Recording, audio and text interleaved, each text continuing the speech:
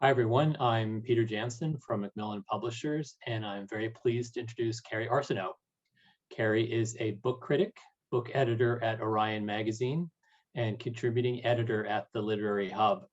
She's written for the Boston Globe, the New York Review of Books, the Washington Post, and many other publications. Her work has focused on environmental history, race, class, and spatial injustice. Her book is Milltown, Reckoning with What Remains. Kerri, over to you.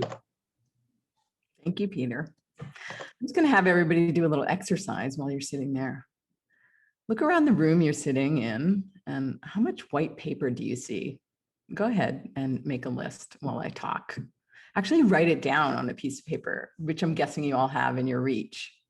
Because once you start looking, you'll probably also notice books, tissue, like paper towels, receipts, envelopes, labels, bills, magazines, or how about the not so obvious things like labels on canned veg or directions from IKEA flat packs, business cards, stamps, coffee filters. And as academics, maybe you even have a white paper itself. Probably most of you know how paper is made in general, but do you know who makes paper or what makes it white? I do. I come from paper. My father worked in a paper mill for 45 years, as did my grandparents and great-grandparents in a small rural working class town of Mexico, Maine, along the Androscoggin River, where I grew up.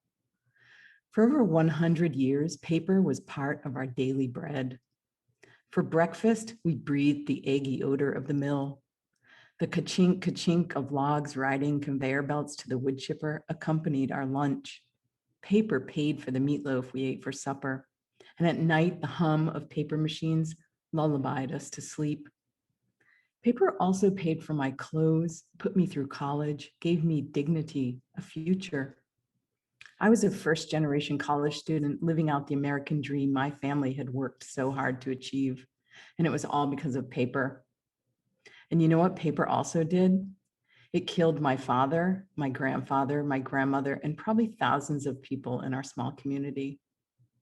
My book, Milltown, Reckoning with What Remains, is about this town. It's a mix of investigative reporting, memoir, and cultural criticism that asks, what kind of life have we made for ourselves when we are poisoned by the very thing that sustains us? Most mills use chlorine bleaching agents to make paper white. The resulting byproduct is one of the most dangerous family of toxics known to humankind, dioxin. People exposed to dioxins are far more risk for cancer and heart disease, which includes my father, whose death was caused by both things. Government, industry, lobbyists, the EPA, they won't admit this because they'll say it's hard to prove the link. They'll say more studies need to be done. They'll blame lack of education, lifestyle choices, even your IQ. But I see evidence of the link in my family's graves. Dioxins can also impair fertility, sperm count, childhood development. They can damage or suppress immune systems, interfere with hormones, cause liver damage, infant cardiac malformations, neurodevelopmental issues, accelerate female development, and harm unborn fetuses. While I no longer live in Maine, I still carry the legacy of paper. We all do in our DNA. Here's why. More than 90% of human exposure to dioxins comes through our food supply in the fatty part of living things like pork, lobster, cows, and their byproducts like butter, milk, eggs, Parmesan cheese. And because dioxins bioaccumulate, the further up the food chain they travel, the more concentrated and toxic they become. At the top of the food chain, human babies, whose breastfeeding mothers can expose nursing infants to dioxins levels 77 times higher than the EPA recommends. Dioxin is persistent and will linger in the environment and in our bodies forever. Even in the tiniest amounts imaginable, it's enough to make us all sick. As Rachel Carson made clear in Silent Spring, it's the little things that count. In fact, our body burden, the total amount of toxic chemicals present in our body, is exactly that, the burden an individual must bear because our laws, industries, regulatory agencies can't or won't. Was that part of the American dream too? So the next time you open a book or peel a sticker off an apple, think not just of my family, but of your own. Milltown is also about identity. When I left Mexico, Maine for Beloit College, I thought I had left my past behind. Little did I know there were armies of us across America like this, hopeful young adults trying to find our way, another way. And what none of us foresaw as we marched down those roads not taken by our parents is that leaving home can be as complicated as living there and as inescapable as our own DNA. You can't go back home to your family, Thomas Wolfe famously wrote, but we can and probably should to confront what's made us leave or stay, or what made us fall in or out of love with landscapes that created us, or to understand what we left behind or what remains. This is the very plot of my book, Leaving and Returning, and it's part of the college experience itself. We are never the same person once we leave the emotional, intellectual, or physical landscapes that bore us out. Because with each departure and return, we calibrate our distance and proximity from who we were, who we are, and who we want to be. It's a critical step between our past and our future. That question, who am I, was the seed of Milltown. After reading my grandfather's obituary in 2001, I noticed it contained details about him I never knew. So I sought to confirm the information as it was laid out. Come to find out, the obituary was far from the truth.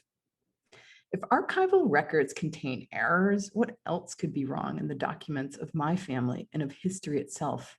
As I found out, much was.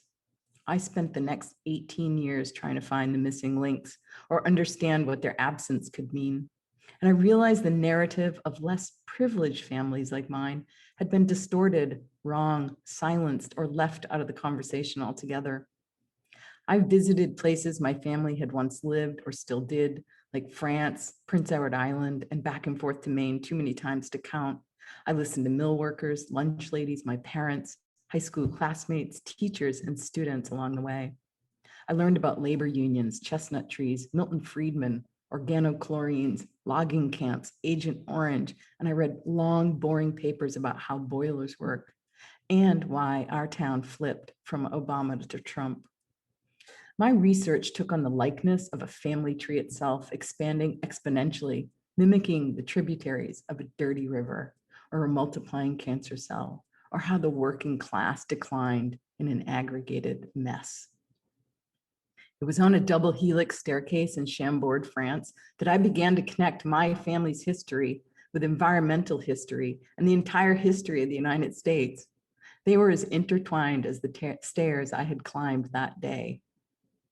In America, the fundamental need for bodies to be respected has always been at odds with industry's goals.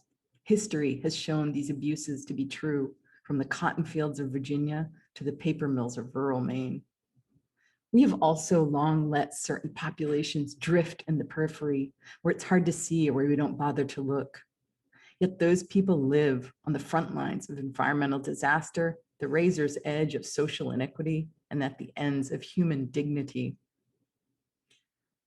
As you'll see, Milltown is not about one working class town. It's about millions of people across generations, industries, and geographies, and intersects with so many aspects of their lives: housing, food insecurity, sustainability, public space, racial injustice, resilience, healthcare, love, loss, and living with the ambiguity of toxics and disease. In fact, Milltown is already being taught across disciplines: history, geography, architecture, sociology, anthropology, environmental studies, literature, and writing at places like Wheaton, NYU, Brown, Princeton, MIT, the University of Maine at Farmington, Hofstra, Stony Brook, Western Connecticut State University, Cambridge, and Beloit College, where I went. Because it asks, as those disciplines ask, and I think the best teachers ask, what if we dig a little deeper into something as innocuous and ubiquitous as a sheet of white paper? Thanks for listening. Great, thank you so much, Kerri. And we have a question for you from the Q&A. What do you wish you knew before you started out on your journey to write Milltown? What do I wish I knew? Well, it's this entire book is about finding things I didn't know. So I followed the threads of things that were unknown, because to me, that's the more interesting story, actually. The only thing I really wish I would have done was I wish I would have asked my father more questions before he died. Great, thank you.